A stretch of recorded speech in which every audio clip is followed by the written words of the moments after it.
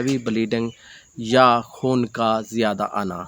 माहवारी के दौरान खून का ज़्यादा आना ये एक बहुत ख़तरनाक मर्ज़ है, जिससे मरीज़ का HB लेवल कम हो जाता है और मरीज़ नुकाहत महसूस करता है और मरीज़ वक्त से पहले बूढ़ा नज़र आने लगता है।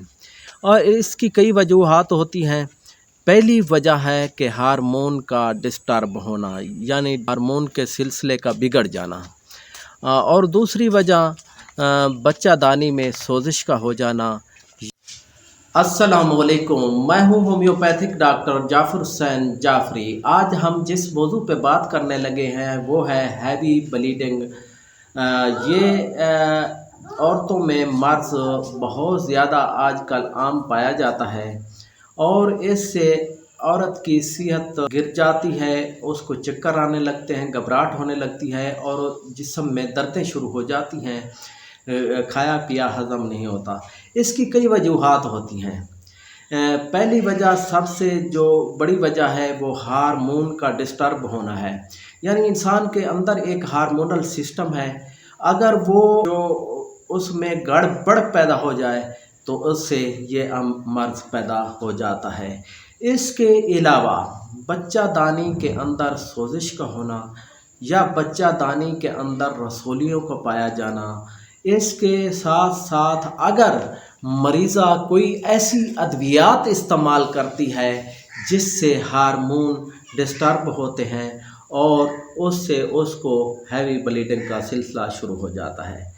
यानी अयाम के दौरान माहवारी ज़्यादा आती है, इससे मरीज़ का जो होता है ना HB लेवल वो बहुत कम हो जाता है। मेरे पास कई ऐसे केस आए हैं, मैंने बार बार उनसे पूछा कि ब्लीडिंग ज़्यादा तो नहीं हो रही या बच्चादानी के मकाम पर कोई पेन हो रहा हो या नाफ के नीचे दर्द हो रहा हो, लेकिन मरीज़ों ने शर्म के मारे मुझे नहीं बताया। जब मुकम्मल टेस्ट होने के बाद पता चला कि इनको या रसोली है या उन्होंने हार्मोनल टैबलेट खाई हैं जो माने हमल दवा होती हैं, और 40 साल की उम्र के बाद तो आम तौर पर ये मर्ज़ ज़्यादा हो जाता है और अक्सर औरतों को ये मर्ज़ होता है। इससे वक्त से पहले औरत बूढ़ी नज़र आने लगती है, कमज़ोर हो जाती है, चक्कर आते हैं, दिल घबराता है और मैदा भी डिस्टर्ब हो जाता है, क्योंकि बार बार ब्लड लगवाने से भी उसका HB लेवल पूरा नहीं होता, क्योंकि अयाम के दौरान उसे हैवी ब्लीडिंग हो रही होती है। ये मरीज़ पर ही मुनहसर होता है कि वो डॉक्टर को बताए कि उसे ब्लड कैसा आ रहा है, ब्लड सुर्ख आ रहा है, ज़्यादा मिकदार में आ रहा है या लोथड़े की सूरत में आ रहा है या नाफ के नीचे मरीज़ा को दर्द हो रहा है, तो इसका इलाज मुमकिन है। इसकी सबसे पहले जो दवाई होम्योपैथिक डॉक्टर तजवीज़ करते हैं, अगर मरीज़ा बहुत कमज़ोर है तो उसके लिए सबसे पहले दवाई मियाज़म के मुताबिक ट्यूबरकुलोनिम भी दे सकते हैं और मेडोरिनम इसकी ख़ास दवा है। मेडोरिनम 1 mg में 3 रोज़ तक एक खुराक देनी है। इसके बाद बाकी दवाएं मैं आगे जाकर आपको बता रहा हूँ कि इसके साथ साथ आपने सीपिया को भी मद्देनज़र रखना है। औरतों की सबसे बड़ी दवा सीपिया है। सीपिया 1 mg में 3 खुराकें एक रोज़ाना के हिसाब से खुराक देंगे 3 दिन, फिर इसके बाद 1 हफ़्ता आप उसमें वक्फ़ा करेंगे और इस वक्फ़े के दौरान आप दूसरी मुआवन अद्वियात जो मुआवनत करती हैं या इलामात के मुताबिक होती हैं दे सकते हैं, लेकिन सीपिया को आपने नहीं भूलना और मेडोरिनम को आपने नहीं भूलना। इसके साथ साथ आज हम आपको बताते हैं कि जब हैवी ब्लीडिंग हो रही हो, खून ज़्यादा आ रहा हो, तो उसकी सबसे अच्छी दवा सबाइना 30 में है। 30 में 3 मरतबा देंगे। टेलीगो दवाई को आपने मद्देनज़र रखना है, वो भी 30 ताकत में सुबह दोपहर शाम देंगे। इसके अलावा स्केलकार, ये भी हैवी ब्लीडिंग में इस्तेमाल होने वाली सबसे अच्छी दवा है। یہ بچہ دانی کے اندر جو رسولی ہو جاتی ہے یا انفیکشن ہو جاتا ہے اس میں بھی کارآمد دوا ہے۔ اگر بلیڈنگ کے دوران سمیل بھی آتی ہے تو اس میں بھی سکیلکار 30 طاقت میں صبح دوپہر شام اچھا کام کرتی ہے۔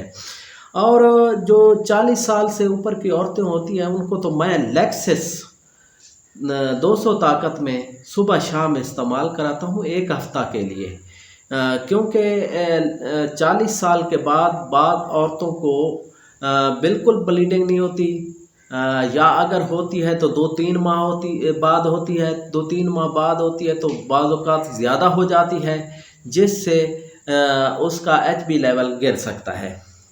اس کے ساتھ ساتھ اگر خون چمکدار آ رہا ہے، زیادہ مقدار میں آ رہا ہے، کمزوری ہو رہی ہے، چکر آ رہے ہیں، پیاس لگ رہی ہے، تو اس کے لیے سب سے اچھی دوا فاسفورس ہے۔